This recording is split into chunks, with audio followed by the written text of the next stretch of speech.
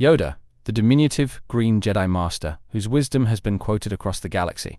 If you have seen my channel or watched any of my videos, you already know my dislike for the Jedi and its order. I've gone after Mace Windu, but now, Yoda the blind leader deserves his own video. For 900 years, he guided the Jedi Order, offering cryptic advice, dishing out one-liners, and occasionally engaging in some impressive lightsaber duels. He's a legend, a symbol of wisdom, and, as it turns out, a leader with some glaring blind spots.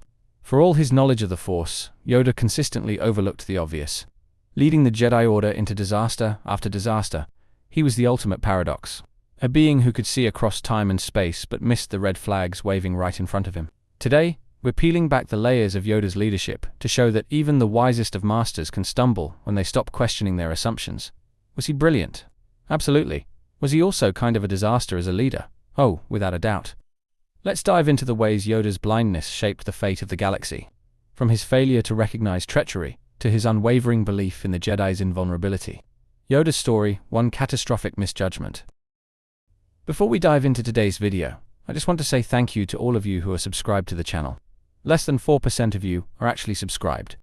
I love making these videos and love waking up to comments from both good and bad.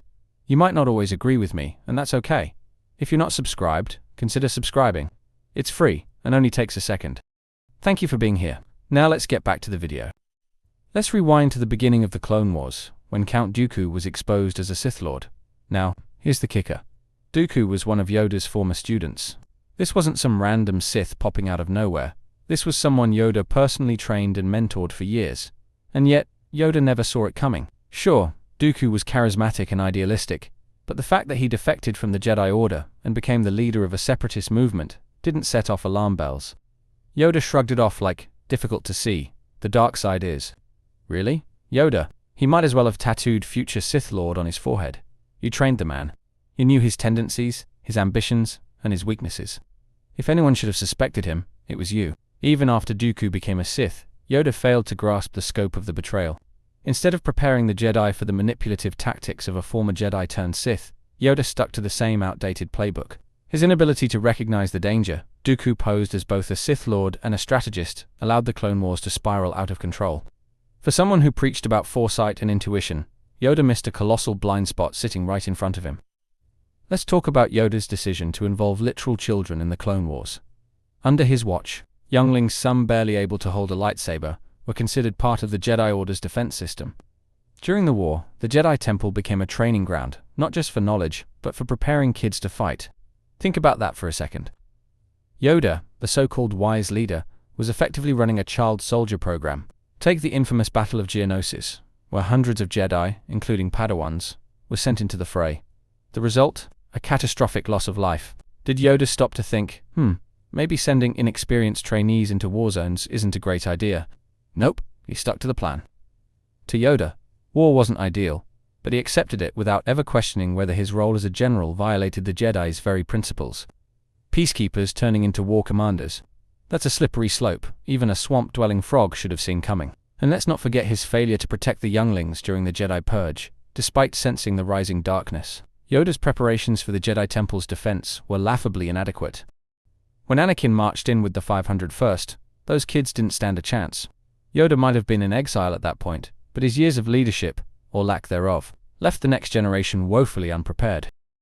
Yoda sat on the Jedi Council, while Palpatine, a literal Sith Lord, rose through the ranks of the Republic faster than a podracer on steroids. Did Yoda suspect something? Probably. Did he do anything about it? Not until it was far too late. He treated the Sith like a vague rumor, rather than an existential threat. Here's Yoda's big idea. The dark side clouds everything. Okay, that's true, but do something about it. You're telling me that with 900 years of wisdom, the best plan you could muster was, guess, we'll wait and see. That's like watching a fire in your backyard and deciding it's fine because it hasn't reached your house yet. Palpatine played the Jedi Council like a cantina band, and Yoda just let it happen.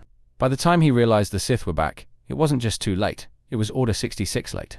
Turns out, maybe looking for literal Sith Lords, hiding in plain sight, should have been a bigger priority than lecturing Anakin about attachments. Speaking of attachments, let's talk about Yoda's Jedi philosophy. Yes, I'm bringing this up once again because it's just so wild to me. If you have seen my previous videos, you know what I am talking about. According to Yoda, Love and attachment were the gateway drugs to the dark side. But here's the twist. By banning attachments entirely, Yoda ensured that every Jedi had to repress their most basic emotions. That's not balance. It's a ticking time bomb. Yoda's approach was basically, just don't care about anyone too much, and you'll be fine. But guess what? That's not how people work. Anakin and literally anyone with a heart are proof that bottling up emotions is a recipe for disaster. Instead of teaching the Jedi how to manage attachments, Yoda just told them to pretend they didn't exist. It's no wonder the Order collapsed. If Yoda had embraced a more nuanced philosophy, one that allowed for compassion and emotional honesty, the Jedi might have been stronger for it. Instead, he stuck to his dogmatic, outdated beliefs. For someone who claimed to be in tune with the Force, he really missed the human side of things. These specific moments, trusting Dooku, involving younglings in war, and letting Palpatine outmaneuver him, show that Yoda's blind spots weren't just philosophical, they were catastrophic. A leader doesn't just predict outcomes, they prepare for them. And Yoda consistently failed to see the obvious cracks in his leadership and in the galaxy at large. Yoda's greatest blind spots was his unwavering belief in the Jedi Order's invincibility. For centuries, the Jedi had served as peacekeepers, and Yoda became complacent, believing that their status as guardians of the galaxy was untouchable. The idea that the Jedi could fall seemed so unfathomable to him that he failed to notice the growing vulnerabilities within the Order itself. This overconfidence was evident when the Clone Wars erupted. Instead of questioning why the galaxy had suddenly descended into chaos, or why the Sith were re-emerging after a millennium, Yoda doubled down on the belief that the Jedi could handle anything. He led them into a war that they were neither trained nor prepared for, trusting that their moral superiority would see them through. Spoiler alert, it didn't. By the time Yoda realized the Jedi Order was crumbling under the weight of war, it was too late. Their role as generals had corrupted their principles, and their detachment from the people they served created distrust across the galaxy. Yet Yoda didn't adapt or reform the Order. He simply hoped their legacy would shield them. Blindly believing in your own strength is not wisdom, it's arrogance. Yoda's failure to question the clone army's origins stands as one of his most baffling oversights. Here was an army, ordered in secret by a dead Jedi, built on the DNA of a known bounty hunter, and conveniently delivered just in time to fight a galactic war. Red flags were waving everywhere, but Yoda, along with the rest of the council, accepted the clones without hesitation. The clones were programmed to follow orders without question, yet Yoda treated them like loyal allies instead of potential liabilities. When evidence of the Kaminoan's secrecy and the clones' mysterious backstory surfaced, Yoda's response was essentially, "Trust them, we must." That decision backfired spectacularly when Order 66 was issued. The clones turned on the Jedi in an instant, and Yoda never saw it coming. Yoda's blindness to the clones' true nature epitomizes his failure as a leader. He never investigated the deeper motives behind their creation, nor did he prepare for the possibility of betrayal.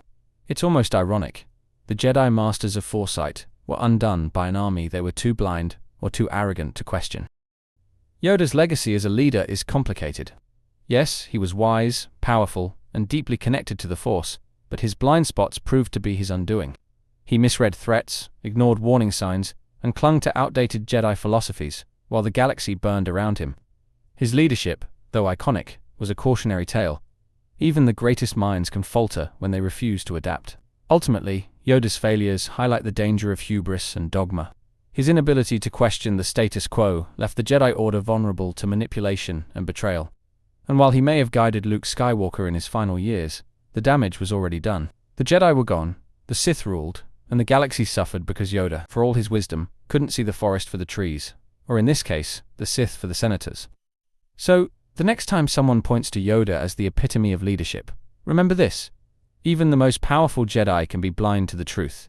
Wisdom isn't just about knowing the Force, it's about knowing when to challenge your own beliefs. And in that regard, Yoda fell short by about 900 years. Thanks so much for watching. I spend a good bit of time making sure each video is great. If you enjoyed this video, don't forget to leave a like and subscribe to the channel if you haven't already. It really helps out and means a lot to me. As always, let me know your thoughts in the comments. I'll see you in the next one.